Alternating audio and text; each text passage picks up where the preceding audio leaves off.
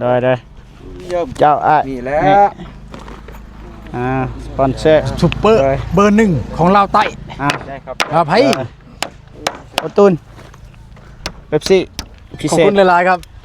คอยพูดว่าเจ้ามักยังเจ้าคือฮู้เอาไปนำกันตลอดเป๊ปซี่รู้ใจกันเลยคนรุ่นใหม่วะว่านั่นนี่เขาเวียเข้าการเลยจ้าเพราะว่างบของน้องน้ำฝนมีแล้วอันที่ไอ้เว้ามื้อนั้นนี่จักรละบ่ตูนจักรละบ่จื้อคือกันเพิ่นเว้าดอกแต่เขาคิดไล่นะคิดไล่ไว้บ่ลองไล่เบิ่งโอเค3,600,000 3,560,000เอาเลยป่ะเอาเลยตามนั้นไอ้แดงตามนั้นเลยจดเบิ่งโอเค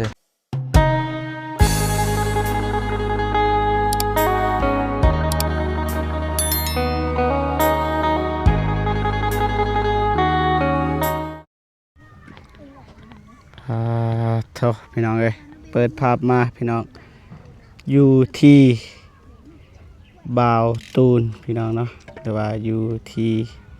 ดินของบ่าวตูนที่จะสร้างบ้านใหม่พี่น้องปลาไอแดงมาแต่เช้าเลยพี่น้องเอ้ยกับทักทายสบายดีและสวัสดีเนาะพ่อแม่พี่น้องเบิดสุขสุขคนพี่น้องเนาะยินดีต้อนรับเข้าสู่ซองบ่าวเจ็บแชนแนลพี่น้องหรือว่าบ่าวเจ็บเราใต้ก็ว่าได้เนาะบ่ฮู้ว่าบ่าวเจ็บสิลงซองใดก่อนพี่น้องเนาะว่าตอนนี้แก้ไขซองไปที่เรียบร้อยแล้วพี่น้องแต่ว่าบ่ฮู้ว่าสิลงทางใดเพราะว่าบ่าวเจ็บแชนแนลก็ได้ลงแต่เช้าแล้วพี่น้องเนาะไปแต่ว่าไปทักทายอ้ายเพิ่นก่อนพี่น้องเนาะครบสุดเลยไม่ปอกไม่แปดเล็กซื้อเรียบร้อยเบิดปิดเพลงแล้วเนาะผู้ได้เปิดเพลงไปนะแบบนี้เนาะตีแบบสบายดีเด้อโดยสบายดีสบายดีเด้อซื้อยังไงเนาะลืมเลยสบายดีเด้อลืมกันเบิดแล้วจักชาแนลคือกันแล้วก็ว่าสบายดีเด้อบ่ตูนน้องบองเด้บ่ได้มาบ่ข้าเวียกวะเห็นน้องเพิ่นเซตหาอยู่เพิ่นว่าแรงๆพุ่นแหละสบายดีเด้อเด้อ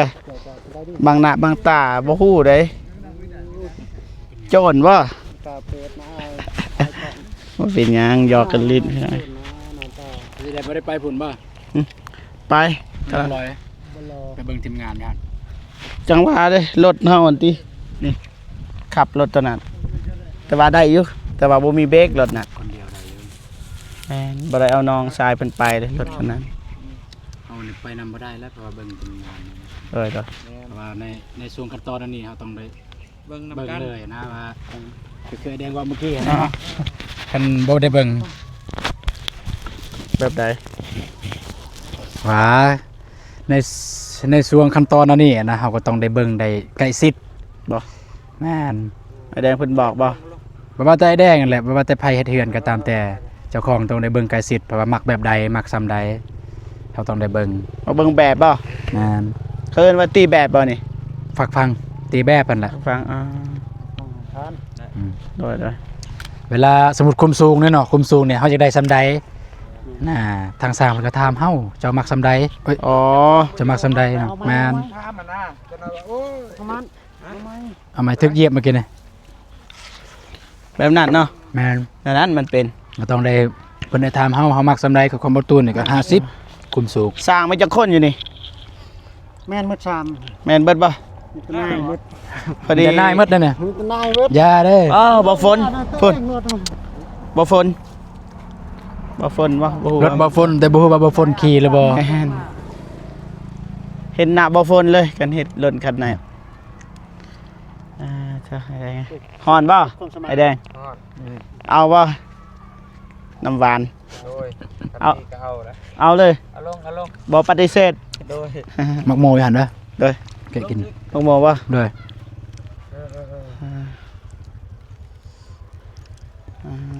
สามสายสิแล้วตีแบบเป็นจักมือไอ้มือเดียวกันแล้วมือเดียวแล้วมือเดียวนั่นแหละม มือเฮือนกับมามีแต่บางตูนคุณขั้วใส่ฟืนใส่ไฟเด้อดึง ได้ มาแล้วก็ตัดเล็ก ได้ น้ำเล็ก มีเลยไฟ ฮะ ยุด สายไฟมีแล้วบ่อ้าย ใส่ไฟก็มีแต่ใส่ไฟอันนั้นแหละ เพราะว่าน้องเมื่อวานนี่ก็ค่ำมาทานก็เลยบ่ทันไปซื้อ เป็นใส่ไฟสีเหลืองตัวนั้นแหละ น่าจะฮอดอยู่ เข้าได้บ่ฮอดบ่ เพราะว่าของอ้ายเพิ่นถือมาก็มีเลยอยู่หั่นก็ยาวเติบแล้ว คันมันยาวแล้วก็ต่อใส่ก็ได้มองเอาลงลักก็ได้ จักสิลงรักตัวใดล่ะบัดนี้ ปรับใส่กกนิ้วนี่แล้วก็ ว่าลูกดอกบ่เอาไม่เอา โอ้ไอตัดเองวะนี่ถือมาบ่นี่ถือมาเองบ่อ๋อ ไม่หวานสุไผ่ดอก เพราะว่าอยู่นี่บ่มีประตูว่าเขาคันมีหยังพอเขาอยู่ เนาะ โดย บ่มี ใส่สิงไฟเดี๋ยวจะไปอาก็แต่งไปก่อนไป บัดเบิ่งไปเบิ่งมาใหญ่เลยนี่ ยังมาเจ็บ เบิ่งไปเบิ่งมารู้สึกว่าใหญ่เลย บ่ได้ใหญ่อันนี้นอกเด้นี่เด้ นอกปะ อันนี้หลังคาเด้นี่แม่นบ่ซ้ำหลังคาเลยบ่นี่อันนี้แม่นซ้ำหลังคานี่ ราคาเลยตัวนี้เนาะ แม่นหลังคา โดย บัดตัวแท้เฮือนมันก็สำ เท่าไหร่ นี้ทุกอย่างอยู่ใน อ๋อ แป๊บ บ่ตูน สอง หะเฮือนห่านบ่แบบนั้นบ่ เฮือนเลย กันเลย เลย คิดว่าแบบคือไอเตียงนะที่เฮาไปคัก คักแต่ว่ามันบ่ได้รู้สึกว่าบ่ได้เป็นการสุดโตะ อ่า แม่นเว้าเรื่องเฮือนเฮาต้องมันสิ่งที่เฮาอยู่ได้ดนตลอดไปหันนะ อ๋อได้ถ้าว่ามีงบเท่าหน้าก็อันนั้นก็ได้คันอยากได้เนาะ ถ้ามีงบเสนาก็เบิ่งนี้นี่หานเกาะเอาอยู่เบิ่งนั้นมันแม่นเกาะดอกตั้งเฮ็ดลังไม้เลย โอ้เบิ่งนี้บ่ แม่น อ๋อโอเคได้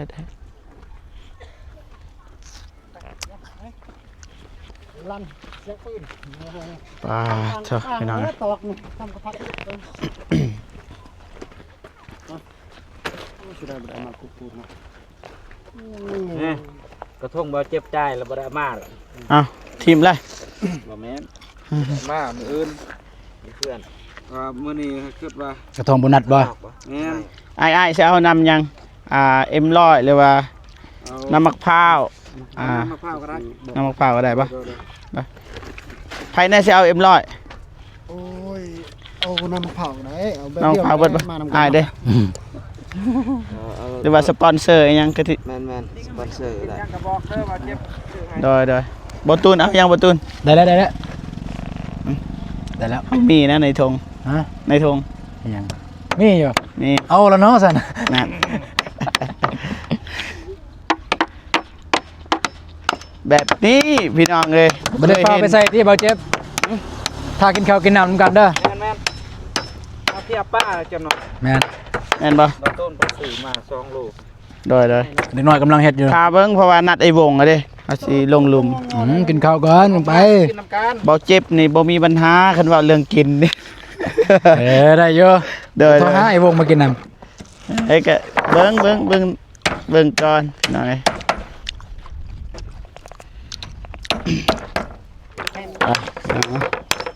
ใจน้ำมาจุฬาเพิ่นก่อนตามคอเด้อโอ้บ่มีธงเลยนี่บ่ตัวนี้ก่อนนี่ได้ เยี่ยม เจ้านี่แหละ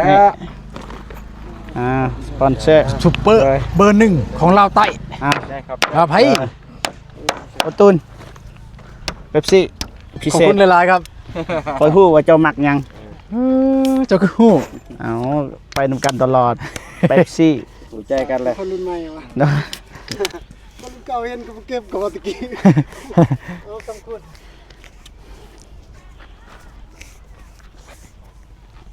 คักละ แม่นว่าอะไรกันเมาข้างนี้ คิดว่าใกล้ดินเบาหนุ่งบ่แม่นนี่เนาะหมอนี่เนาะ นี่ เอาวะ นี่ซื้อนี่ไปพุ่น ปักไอแดงละเอิญ ก็ใช่ว่าใกล้กับอยู่แคมป์ทางอะไรเราทางที่มาทางมา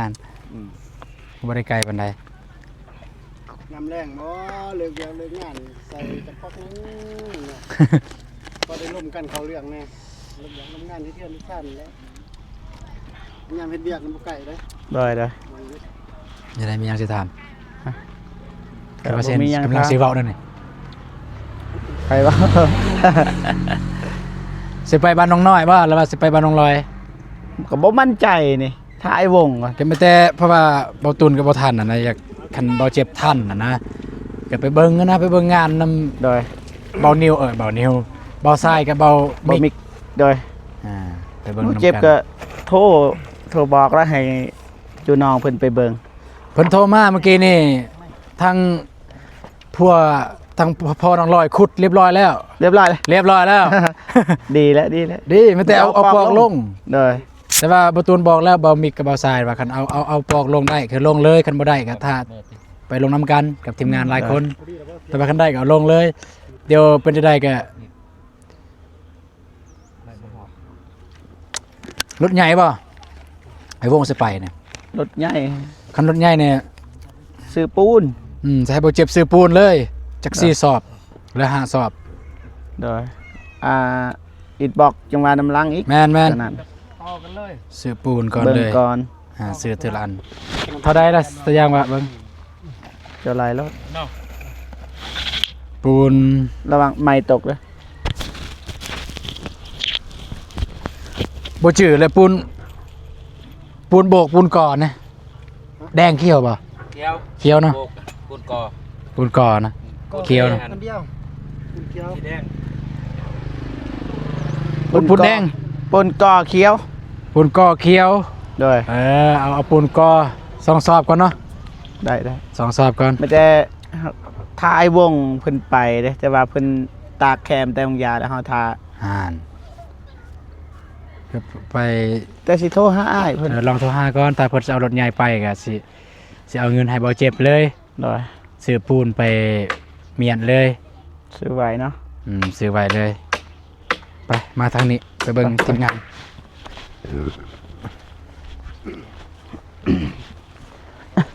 ตามเลยนะมันจะมีการเปลี่ยนแปลงเนาะ แมนเพื่อสบายสร้างทามเด้ แม่น โดย มึงมากอ่ะร่วมกันมาให้เงานี่เลย ต้องซื้อแปดนะคันบ่ซื้อแปดบ่ได้บ่ ฮะ นี่ อยากตีแบบเด้ นั่นแหละตีแบบต้องใส่ไม้แป้นทุกเทื่อเนาะ แมน แบบนั้นบ่ มันก็เป็นจังซั่นแหละมันบ่มีมันก็เฮ็ดบ่ได้ อ๋อ ถ้าบ่เฮือนใหม่สบาย แม่นบ่ เงินใหม่บ่ได้ออกแบบเด้บ่ได้ตีแบบ ตีคือกัน ตีนิดนึง แต่ว่ามันบ่คือเฮือนแบบนี้นี่คัดจะเฮ็ดผิดมันแม่นแล้วจะแก้ไขบ่ได้นะ อ๋อโดย ว่า ว่า โอ้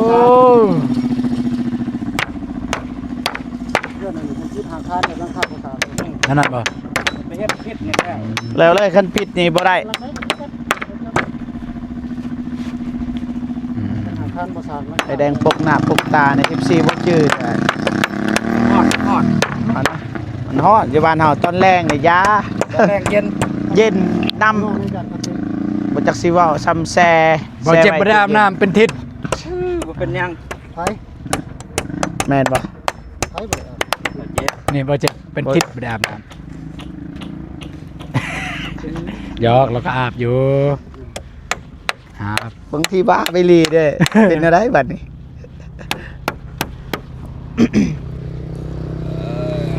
เอาไม้ให้ไอ้แดงเลยมีแนวอยากเว้า โอ้แม่นได้สิลมกับเพิ่นบ่เอาให้ได้ เด้อเด้อ ไปใช้บ่ตื่นยืนก่อนก็ได้ ยิงนะว่า โดย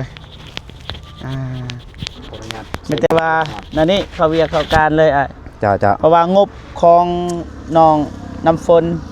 มีแล้วอันนาที่ไอ้ายเว้ามื้อนั้นนี่จักละบ่ตูนจักละ บ่จื้อคือกัน เพิ่นเว้าดอกแต่เฮาคิดไล่นะ คิดไล่ไว้บ่ ลองไล่เบิ่งคันอันนั้นก็ให้อ้ายเรื่อยเลย ไม่สยัวไม่คัดไม่ตรง ลองไล่เบิ่งประมาณจักล้านบ่ตูน ไม่คัดนี่มี6เนาะ แมน โดย 6บ่ หก เบิ่งหนึ่ง หกโต สอง3 4 5เอ้ย1 2 3 4 5ประมาณ6 แม่นประมาณ6แล้ว โตเท่าใดเด้ ตัวหนึ่ง200,000เดี๋ยวนี้200,000เศร้าเลย 220เนาะ แมน 6 เมตร คูณ6โอเคแล้วก็มันยังอีก ไม้สญัวไม้สญัวแล้วมันเอาไม้48ก็ได้ไม้สญัวกับตัวหนึ่ง โต มันเทือกอยู่8โต 8โต แมน 8 ตัวหนึ่ง ราคา 80,000คือเก่าราคาตัวนั้นไม้4 เมตร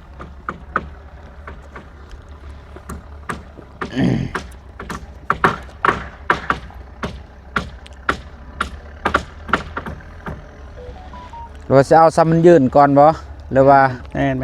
ซ้ำยืน ยืนมุ่ง ได้นะ 80คูณ8โตบ่ แมน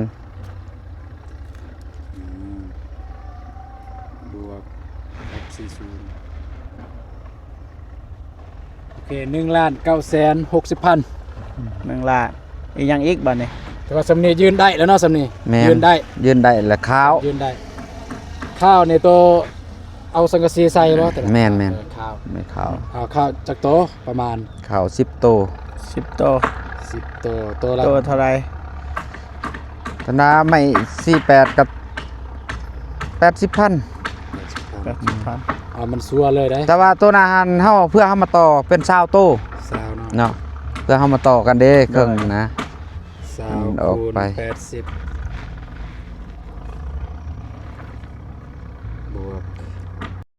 16โอเค3,600,0003,560,000 เอาเลยป่ะ เอาเลย เอาตัว ตามนั้นไอ้แดง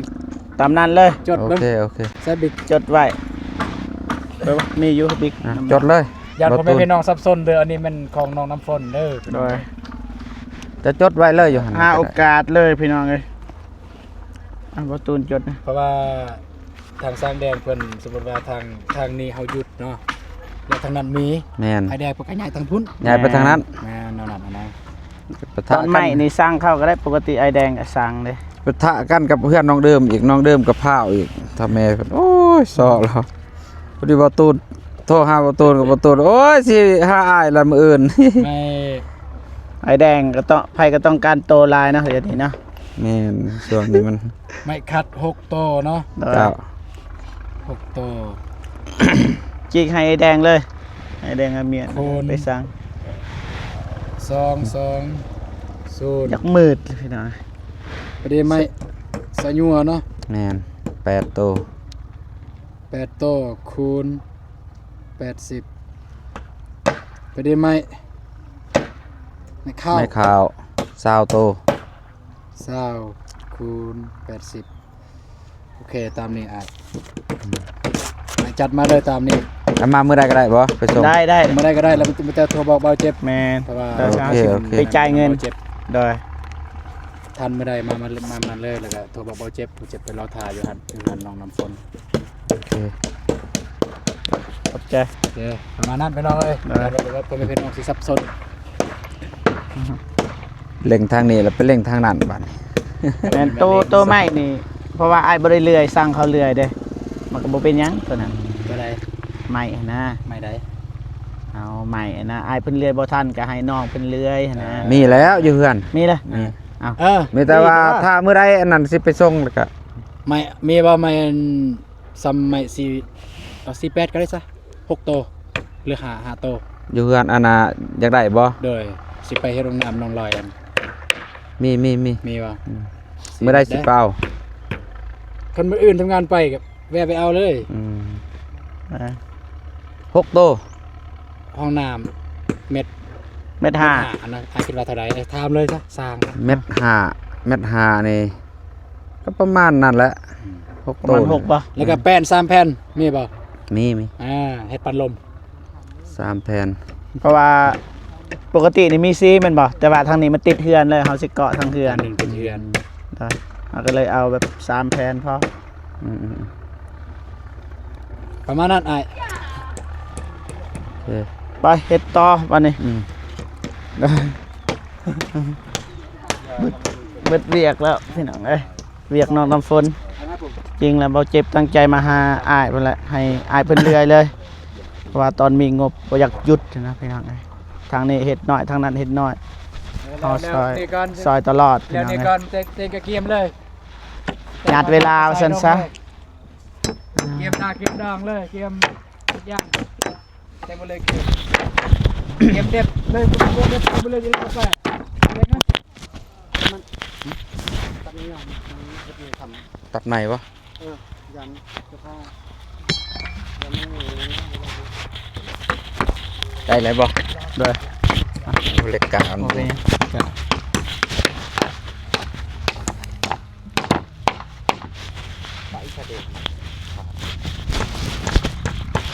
ลองกล่าวบงประตูนลองกล่าวบ้าง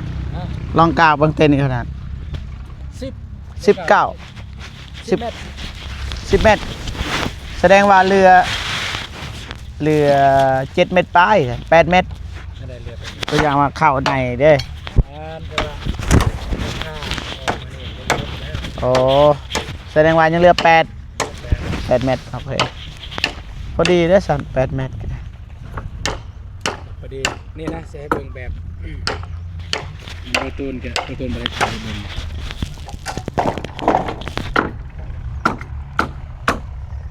แบบเพื่อนบ่ แมนเพื่อน อ๋อ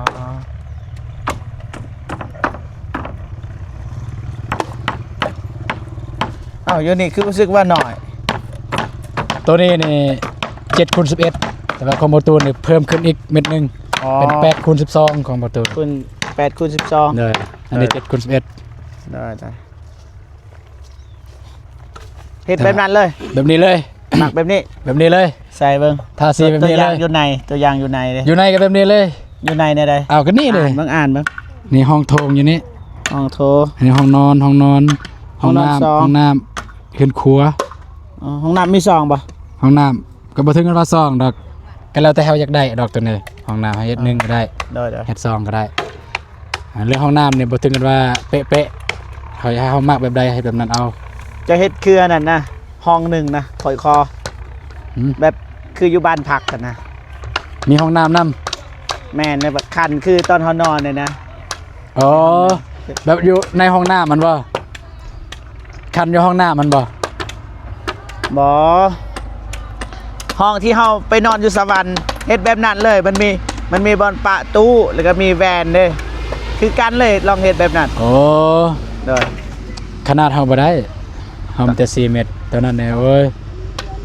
เฮือนหลังหนึ่งเลยห้องนั้น บ่แบบเลย ตัวอย่างว่า4เม็ดแต่ว่าเฮ็ดแบบนั้นนะได้ แบ บ่ บนั้นเลย เด้อย าวซ้ำนี่ตัว บ่ได้บ่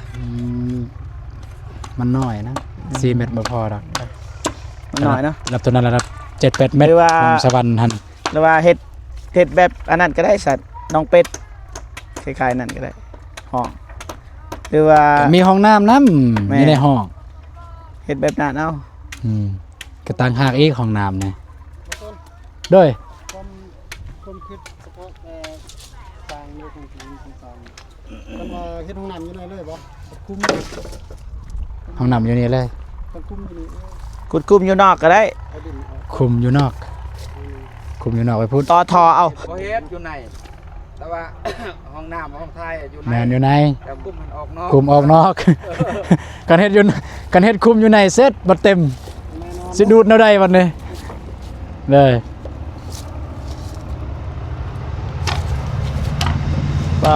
ไปส่งทางใดอีกบัด บ่เจ็บเด้ไม่ได้สิทม บ่มีดินเว้ากับไอ้บาทยังบ่ทันได้ครับ อ่า เขาเจ้าให้ทาว่าแบบอันนั้นนะเฮาก็บ่กล้าบังคับผู้ใหญ่แมันบ่ เขาให้ทาเฮาก็ท้าแต่ว่าพยายามอยู่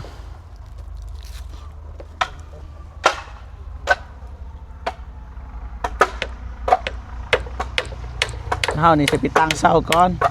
ตั้งไว้ เศร้ากันแบบไอ้นงกันบ่ แม่น อันนี้ก็ตั้งเศร้าแล้วจากนั้นนะตั้งเศร้าไว้แล้วก็เบิ่งถ้ามีเงินไม่ค้ำก็ก่อเลยประตูเด้เอาสไตล์ในแบบเลยนะมักในแบบนี้เล แบ ย บให้ไอ้แดงเฮ็ดแบบนั้นเลยเสาตั้งเสาแบบนั้นเลย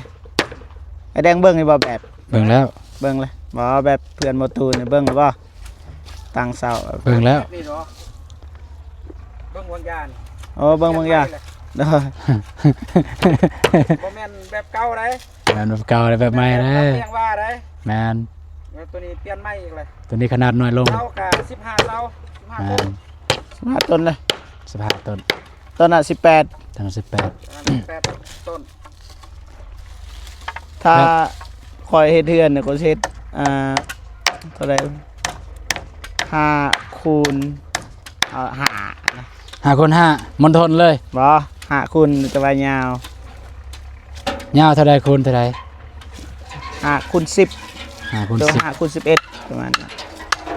น ก็พอดีตะมุตะมิ เฮ็ดน้อยๆเอ้า อันนี้ก็พอดีแหละบ่ได้ใหญ่นะ8คน พอดี 12 งามเลย งาม บ่ตูนสิพาแม่ไปอยู่นำนะครับเบิ่ง อันนี้บ่ตุนบ่ได้มัน ขึ้นกับแม่ปะ ขึ้นกับแม่ เฮานี่มีเฮือนเนี่ยเอาแม่มาอยู่บ่ได้ถามเลยบ่ต้องถาม บ่ต้องขึ้นได้ว่าเพิ่นบ่เว้าเรื่องด้วยใจเนาะเพิ่นอยู่ไสแล้วรู้สึกว่ามีความสุขเพิ่นก็อยู่หั่นสมมุติว่าเพิ่นรู้สึกว่าอยู่กับเฮาแล้วมีความสุขเพิ่นก็อยู่กับเฮาประมาณนั้น เพราะว่าเบาตูนก็มีอ้าย2คน แม่น แล้วก็มีน้องชายอีก แม่น 4คน5คนกับเบาตูน แม่นบางที ใครก็ เพิ่น อยากเลี้ยงคันว่าเรื่องเลี้ยงในแถว อ่า บ้านเฮานี่บ่มีใครอยากฝากแม่หรอกใครก็อยากเลี้ยงขึ้นกับแม่บัดนี้แม่สิอยู่นำไผ เพิ่นอยู่กับไผเฮาก็เบิ่งนํกันนั่นแหละคำว่า แม่น หลักๆนี่เพิ่นสิอยู่นำไผนะสุด บ่ เบิ่ง สำหรับเบาตูนเองเนี่ยเฮาเว้ากันแล้วว่าแม่นั่นเราสินอนอยู่ไสก็ได้ แต่ว่าเรื่องกินกันยากเรื่องการแบบเฮาเบิ่งอะนะเบิ่งแยงเบิ่งนํกัน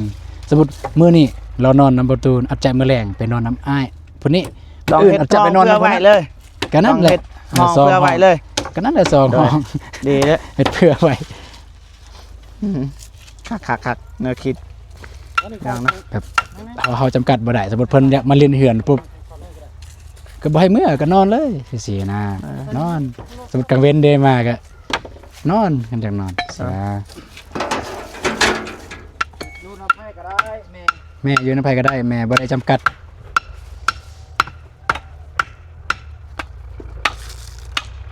สมมุติปีนี้เราอยู่นำผู้นี้โอเครู้สึกว่าอยากอยู่นำผู้นั้นอีกแล้วก็ย้ายไปอยู่นำผู้นั้น โดยหลักๆกับเบาตูนนะตามเบิ่ง คือฮู้ ตามเบิ่งตามที่เฮาเบิ่งบ่แม่นว่าฮู้ตามที่เฮา บันทึก การ แล้วมันเต็บไอ้ครับมันบ่เข้าซ้ำเลยนะ บ่ทึกกันนะบ่ทึก